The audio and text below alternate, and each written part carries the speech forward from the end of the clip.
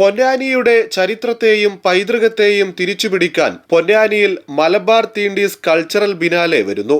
VD. Satheesan സർക്കാരിന്റെ പ്രഥമ ബജറ്റിലാണ് പ്രഖ്യാപനം. 25 കോടി രൂപയുടെ പദ്ധതിക്ക് ടോക്കൺ തുക ബജറ്റിൽ വകയിരുത്തി. കടലോരവും ഭാരത പുഴയോരവും കേന്ദ്രീകരിച്ചാണ് പൊന്നാനി ബിനാലെ നടക്കുക.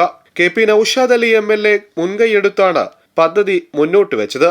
3 ആഴ്ച നീണ്ടു നിൽക്കുന്ന സമ്പൂർണ്ണ കൾച്ചറൽ പ്രോഗ്രാമാണ് ലക്ഷ്യമിടുന്നത്.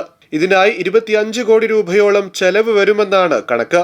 സ്വകാര്യ പങ്കാളിത്തത്തോടെയും തുക സമാഹരണം നടക്കും. രാജ്യത്തെ പ്രമുഖ ക്യൂറേറ്റർമാരെ മുൻനിർത്തിയായിരിക്കും ബിനാലെക്കുള്ള ഒരുക്കങ്ങൾ നടത്തുക. കല, കഥ, കവിത, ചിത്രകല, ചരിത്രം, പാരമ്പര്യം, പ്രാദേശികത തുടങ്ങി വിവിധ തലങ്ങളിലേക്ക് ആഴത്തിലിറങ്ങി വലിയ സാഹിത്യ സാംസ്കാരിക അനുഭവമാക്കി ബിനാലെയെ മാറ്റാനാണ് നീക്കം. തെരഞ്ഞെടുപ്പ് ഘട്ടത്തിൽ തന്നെ കെ.പി. നൌഷാദ് അലി ഇതുമായി ബന്ധപ്പെട്ട പ്രഖ്യാപനങ്ങൾ നടത്തിയിരുന്നു.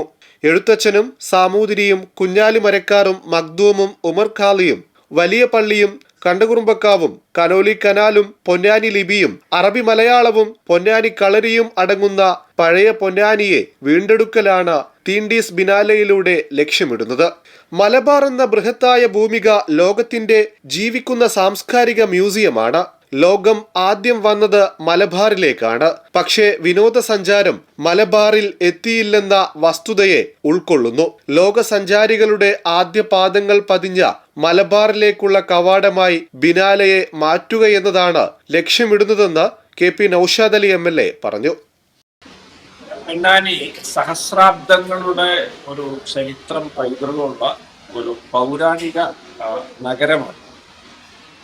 ഇതിൻ്റെ ഒരു വലിപ്പവും പരിവേഷവും ഒക്കെ ഇടക്കാലയളവിലൊക്കെ മങ്ങുന്നൊരു സാഹചര്യമോ അല്ലെങ്കിൽ ആളുകൾ കാര്യങ്ങൾ മങ്ങുന്നൊരു ചുറ്റുപാടുള്ള പരിസ്ഥിതിയെ മറികടക്കുക എന്നതൊരു വലിയ ദൗത്യമുണ്ട്. പൊന്നാനിയുടെ പഴമയും പൗരാണികതയും ചരിത്രവും പാരമ്പര്യവും പൈതൃകവും പാരസ്പര്യവും സൗഹാർദ്ദവും ആശയവിനിമയങ്ങളും സാഹിത്യവും സംസ്കാരവും ചിത്രകലയും ഇതിന് പൊന്നാനി ജന്മം നൽകിയിട്ടുള്ള മഹത്വ്യക്തികളൊക്കെ നമുക്ക് വീണ്ടും ആളുകളുടെ ഓർമ്മകളിലേക്ക് കൊണ്ടുവരുന്നുണ്ട്.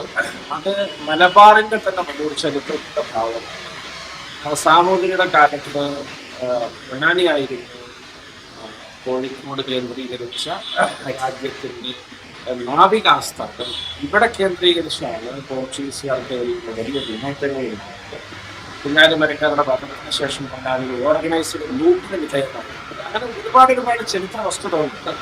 അവിടെ മലബാറിന്റെ ഒരു ചരിത്രവും പൈതൃകവും ഒക്കെ ആയിട്ട് കൂടിക്കലർന്ന് ഒഴുകുന്ന ഒന്നാണ്. പഴയ മലബാർ ജില്ലയിലെ മദുരാശി സംസ്ഥാനത്തെ മലബാർ ജില്ലയിലെ ഏറ്റവും പ്രശസ്തമായ മനോഹാരിത നിറഞ്ഞൊരു താലൂക്ക് പൊന്നാനിയാണ്.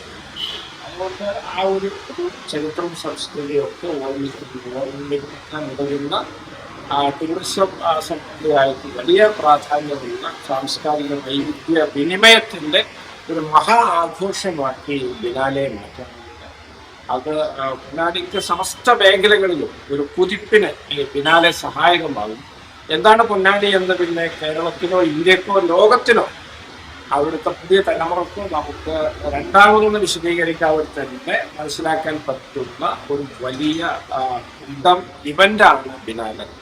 ആ ബിനാലെ പൊന്നാനിയിലെ ജാതി മത രാഷ്ട്രീയ ഭേദമൊന്നും മുഴുവൻ ജനങ്ങൾ ഏറ്റെടുക്കണമെന്ന് ഞാൻ അഭ്യർത്ഥിക്കുന്നു. എല്ലാവരെയും ചേർത്ത് പിടിച്ച് അത് നടത്തണം എന്നുള്ളതാണ് നമ്മൾ ഉദ്ദേശിക്കുന്ന ഒരു നയം അല്ലെങ്കിൽ പ്ലാൻ.